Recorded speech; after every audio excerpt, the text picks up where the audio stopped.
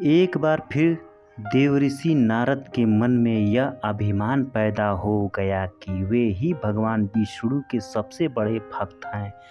वे सोचने लगे, मैं रात दिन भगवान विष्णु का गुणगान करता हूँ, फिर इस संसार में मुझसे बड़ा भक्त और कौन हो सकता है। किंतु पता नहीं श्री हरि मुझे ऐसा समझते हैं या नहीं। यह विचार कर नारद भगवान विष्णु के पास क्षीर सागर में पहुँचे और उन्हें प्रणाम किया। विष्णु जी बोले, आओ नारद, कहो कैसे आना हुआ। नारद बोले, भगवान मैं आपसे एक बात पूछने आया हूँ। भगवान विष्णु बोले, मैं तुम्हारे मन की बात जानता हूँ नारद, फिर भी तुम्हारे मुख से सुनना चाहता हूँ। नारद जी ने कहा, हे देव, मैं जीवन भर आपका गुणगान करता हूँ। पल पल हर क्षण मुझे बस आपका ही ध्यान रहता है। आप मुझे यह बताइए कि क्या मुझसे भी बड़ा आपका कोई अन्य भक्त है संसार में। विष्णु समझ तो पहले ही गए थे कि नारद को अपनी भक्ति पर अभिमान पैदा हो गया है, किंतु अपने मन की बात छुपाकर वे बोले, नारद, इस प्रश्न के लिए तो तुम्हें मेरे साथ मृत्युलोक चलना पड़ेगा। नारद बोले, ठीक है भगवान, मैं मृत्युलोक चलने के लिए तैयार हूँ। भगवान विष्णु नारद को लेकर मृत्युलोक चल पड़े। धरती पर पहुंचकर दोनों ने किसान का वेश धारण किया और एक गांव के किनारे बनी एक झोपड़ी की ओर चल पड़े। विष्णु बोले, नारद, मेरा एक बहुत बड़ा भक्त यहाँ इस कुटिया में रहता है। आश्चर्य है, क्या मुझसे बढ़कर भी किसी की भक्ति हो सकती है। नारद के मुख से निकला, क्या वो भी मेरी तरह आपका ध्यान लगाए रहता है। आओ स्वयं ही जान लोगे, विष्णु ने कहा और उस कुटिया की ओर बढ़ गए। किसान उस समय कुटिया के बाहर अपनी गाय को बांध रहा था।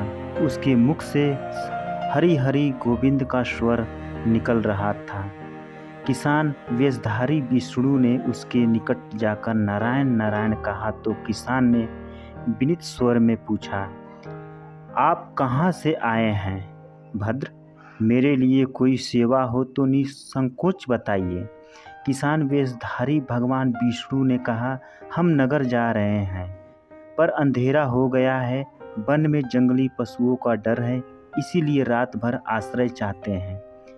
किसान ने प्रसन्न भाव से कहा, मेरी कुटिया में आपका स्वागत है भद्र, और जो रखा सुखा घर में है आपके लिए हाजिर है। भगवान ने मुझसे आप लोगों की सेवा करने का अवसर दिया है, बड़ी कृपा हुई। उनकी बाहर दलान में एक खटिया पर दोनों को बिठाकर किसान अंदर गया और अपनी पत्नी से कहा, देवी, दो अतिथि आए हैं। किसान की पत्नी उस समय अपने बच्चे को भोजन परोस रही थी।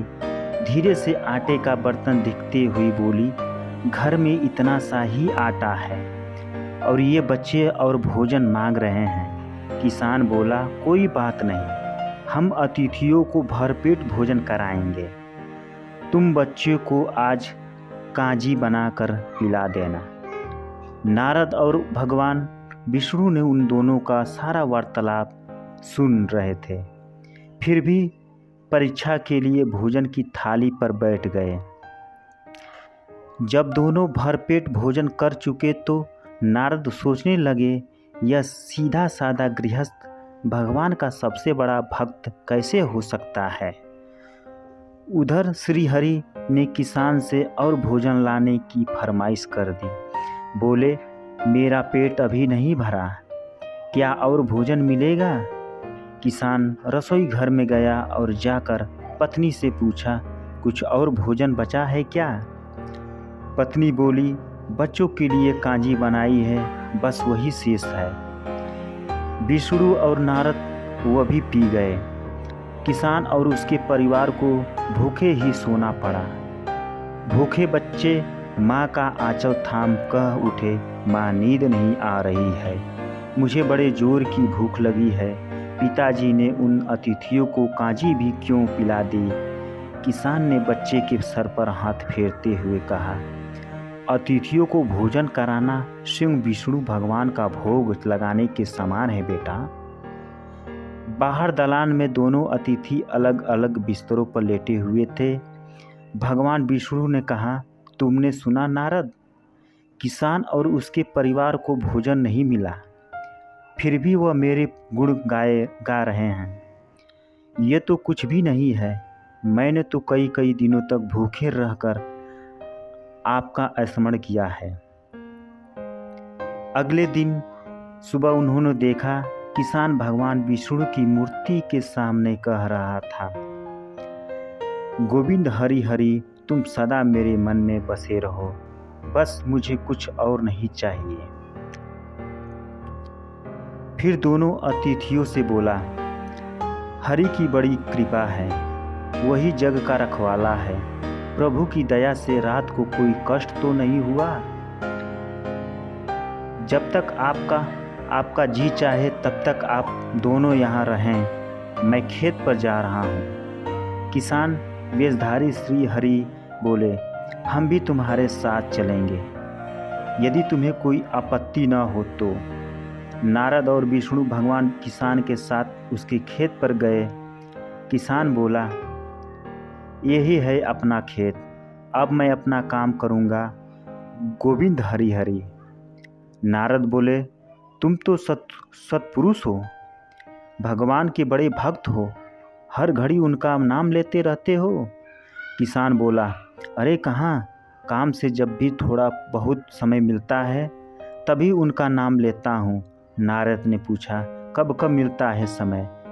किसान बोला, सुबह उठता हूँ, रात को सोता हूँ, तब और दिन में जब भी काम से समय मिल जाए। ओह समझ, नारद के मुख से निकला।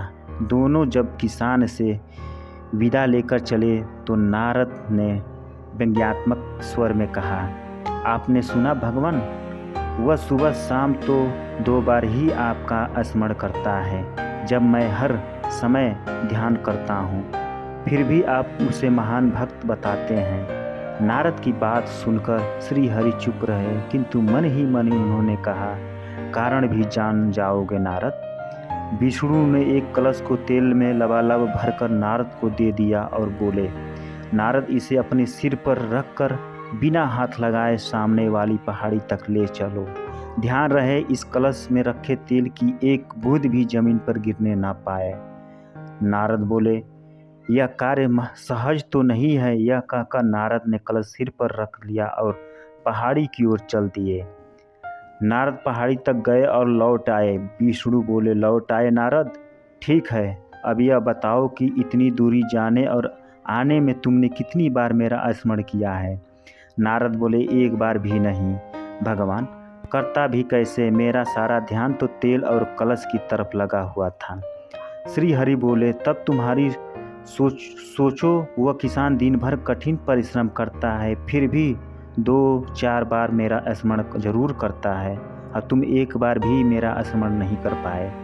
विष्णु की बात सुनकर नारद के अंतरात्मा खुल गए। वह श्री हरि के चरणों में गिरकर बोले, मान गए प्रभु, जो संसार के झंझटों में रहकर भी आप